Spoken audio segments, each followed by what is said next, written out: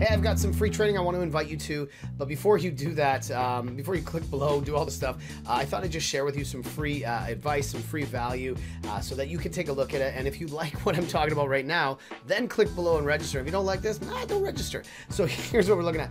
I am a sales coach. I'm a consultant. I work with clients all over the world. I help them improve their sales process. We talk about like consumer psychology and mindset, how to get, just get more customers and make it a lot more fun and simple. And that's what we're gonna be talking about in the training. But I wanted to share with you just right now, there's like 5 things that I found that, over the last number of years, we found these 5 things are what's really holding people back when it comes to getting more customers and becoming better at selling.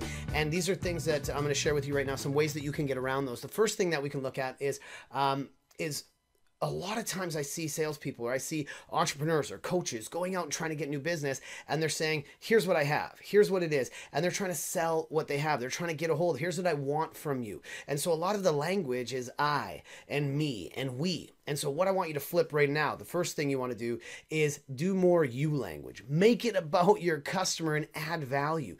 Go into every interaction, whether you're sending an email, whether you're doing a Facebook post, whether you're contacting them directly, and really focus on what value do you add for them. That's the first thing that you can do. So think about in your emails, when you send stuff, ask yourself that question, is this for me or is this for them? The second one is a lot of times I see people, I listen to a lot of sales calls and we do role plays, we do interaction. This morning, actually, with one of my clients, we listened to live sales calls. And one thing that I see happening very, very consistently is that we try and be somebody that we're not, or we get into this kind of weird mode where we use that maybe the overly formal voice where we're trying to be that sort of that sales rep. And so one of the things I know for me a few years ago is I worked on how do I become more authentic. Even doing this video right now, the question becomes, is this my real truest self? I hope it's coming across like that. But when we're calling people, when we're interacting with potential customers, are we that 100% authentic? And I know when I added that, a few years ago to my sales process, I would think about, when I hit the ground running, when I get on that phone, can I be as authentic as possible from second 0? Rather than waiting 30 seconds, 90 seconds to get into a rhythm and start to become myself. And I found that when I built that into my process, my conversions went way up, because not only was I connecting with people faster, but your authenticity also allows you to control the pace of the conversation, and it gets people excited because you sound different than other people selling. And that's ultimately what we're trying to do, is disrupt those patterns. So that's the second one, is don't try and be somebody you're not. Be authentic, okay? The third thing is I see a lot of people not selling themselves, right? Whether it's your business, whether you're a sales professional, whatever you're doing, is in the way people make decisions is there's 5 buying decisions. And the number one thing that they buy, the first thing that they buy, is they buy you. They buy whether they know, like, or trust you. Maybe you've heard that before. But when we think about this, what is your personal brand? What is that thing that you're doing to stand out from your competition? What's that thing that you could say, this is me? And when people ask you that dreaded question, what do you do? How do you nail that conversation? I know for me, the one thing that I work on all the time for my personal brand, when I get on a sales call, and I deal with CEOs and VPs all the time, I want them instantly to think, hey, this is somebody I would go for a beer with, or actually right now, go for a whiskey. And I want them to think, hey, this guy would be a normal guy to talk to. And if I can nail that personal brand, if I can get into that space with them, then we have a much higher probability of doing business together.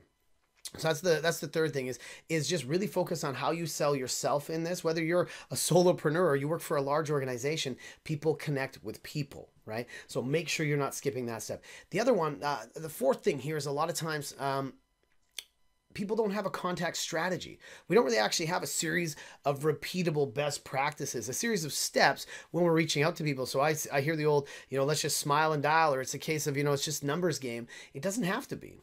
What you want to be looking at is how do you build over time. If you know that most of your conversations, most of your client relationships are exactly that, they're relationships, the first thing you do should move that relationship forward. And the second thing, and the third thing, and the fourth thing, and maybe you have a contact strategy of maybe outreaches of emails combined with voicemails, and each one of those goes back to, the first thing I said, which is how are you adding value and different value at each stage of the process, so you're moving people further and further and closer to you. And that's what a contact strategy is going to do for you. So if you don't have something like that, write it down. Say, if I'm going to reach out to somebody 10 times or 8 times or 5 times or 4 times, what would be 4 different things I could send to them?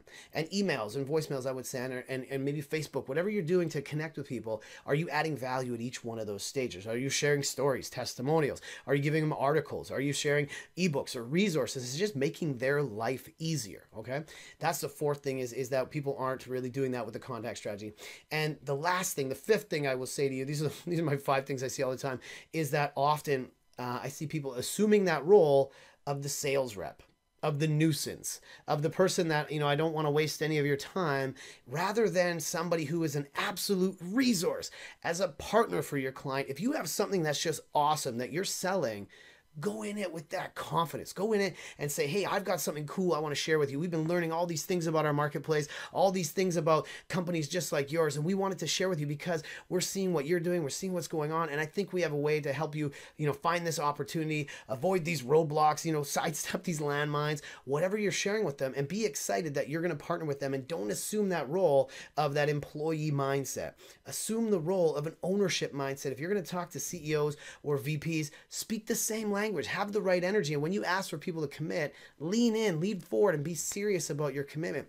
Those are really the 5 things that I would say that I see people are struggling with. If you just don't even come to the training and you apply those 5 things, your sales will skyrocket. But join me on this free training. We've got this coming up. We got about an hour long. I'm going to talk about psychology. I'm going to talk about the mindset. I'm going to talk about some best practices. We're going to look at sales conversation roadmap, a contact strategy, and some of the secrets on why people make decisions the way they do. And you're going to come away going, hey man, I can apply that right away, and we're going to have some fun.